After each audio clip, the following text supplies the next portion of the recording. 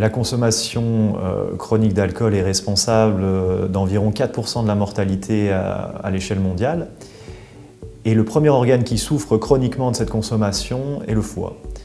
Cette consommation chronique peut, dans certains cas, conduire à la cirrhose. Et la cirrhose alcoolique a une forme très particulière qui est grévée d'une mortalité d'environ 40% à 3 mois, qui est l'hépatite alcoolique.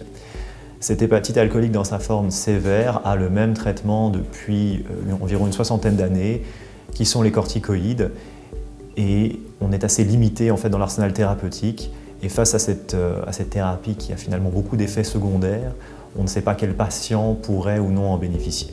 Grâce à la convention Edward Jacobs et le fonds Erasme, nous avons les moyens d'effectuer un profil génomique des patients atteints de cette maladie qui nous permettrait donc de pouvoir avoir une meilleure idée, associer ces marqueurs qui sont donc génomiques à leur pronostic et donc pouvoir déterminer quel patient pourrait bénéficier de ce traitement, donc de cette corticothérapie avec ses effets secondaires et ceux qui finalement n'en bénéficieraient pas.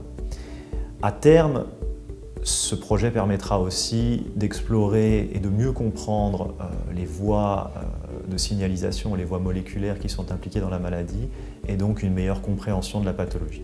Le traitement qui est donc la corticothérapie et la cortisone est un traitement qui va bénéficier aux patients en termes de pronostic, c'est-à-dire que certains patients vont avoir une amélioration de leur survie grâce à ce traitement et grâce à l'effet immunosuppresseur.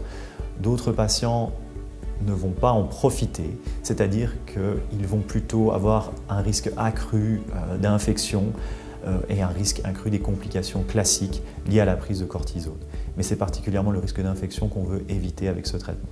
On aurait, au moment du diagnostic de la maladie, la possibilité de dire tel patient va profiter en termes d'une amélioration de sa maladie et donc une amélioration de son pronostic à court terme, et ceux qui ne devraient surtout pas être traités par cette thérapie. Par ailleurs, nous espérons que grâce à ce qui sera généré par ce projet, nous aurons la possibilité de mieux comprendre les mécanismes physiopathologiques et les voies de signalisation moléculaire et cellulaire liées à la maladie.